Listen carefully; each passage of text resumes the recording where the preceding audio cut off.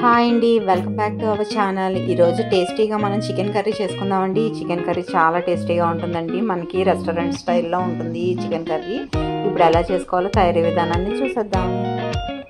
ముందుగా కళాయి తీసుకొని 3-4 స్పూన్స్ ఆయిల్ వేసుకొని వేడి చేసుకోవాలండి.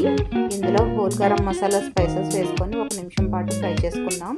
ఇప్పుడు ఇందులో 4-5 పచ్చిమిర్చి చీలికలు కూడా వేసుకుందాం. 3 పెద్ద ఉల్లిపాయలు స్లైసెస్ కింద కట్ చేసుకొని వేసుకుందామండి.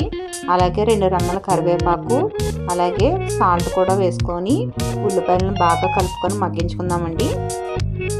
ఉల్లిపాయలు బాగా వేగిన తర్వాత ఇందులోని 1 కేజీ చికెన్ని శుభ్రంగా క్లీన్ చేసుకొని వేసుకుందామండి. ఇప్పుడు ఇందులోని 1 స్పూన్ అల్లం వెల్లిపాయ పేస్ట్ కూడా వేసుకొని ఒకసారి మొత్తం చికెన్ని కలుపుకుందాము.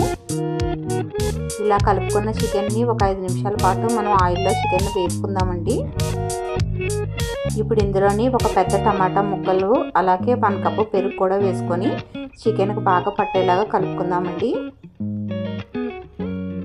ఇప్పుడు ఇందులోని 1 స్పూన్ పసుపు, 1 స్పూన్ ధనియా పౌడర్, 1 స్పూన్ మిరియాల పౌడర్, 1 స్పూన్ జీరా పౌడర్ కూడా వేసుకొని ఒకసారి బాగా మిక్స్ చేసుకుందామండి.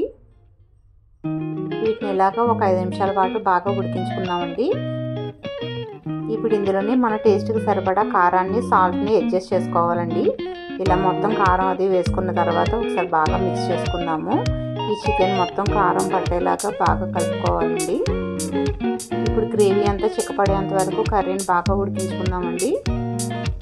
మనకి చికెన్ కర్రీలో వాటర్ ఏమీ అవసరం లేదండి. పెరుగు, టమాటా, చికెన్ నుంచి వచ్చిన వాటర్ మనకి చికెన్ ఉడకడానికి సరిపోతుందండి. ఇప్పుడు ఇందులోని 1 స్పూన్ చికెన్ మసాలా కూడా వేసుకొని ఒకసారి బాగా మిక్స్ చేసుకుందామండి. మన చికెన్ కన్సిస్టెన్సీ ఇలా ఉంటే సరిపోతుంది. ఇప్పుడు ఇందులోని తరిగి పెట్టుకున్న కొత్తిమీర వేసుకొని స్టవ్ ఆఫ్ చేసుకుందామండి.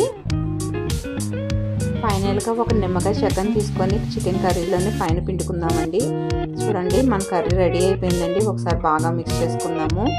మీకు కనుక ఈ వీడియో నచ్చినట్లయితే please like, share, comment and subscribe to my channel. Thank you.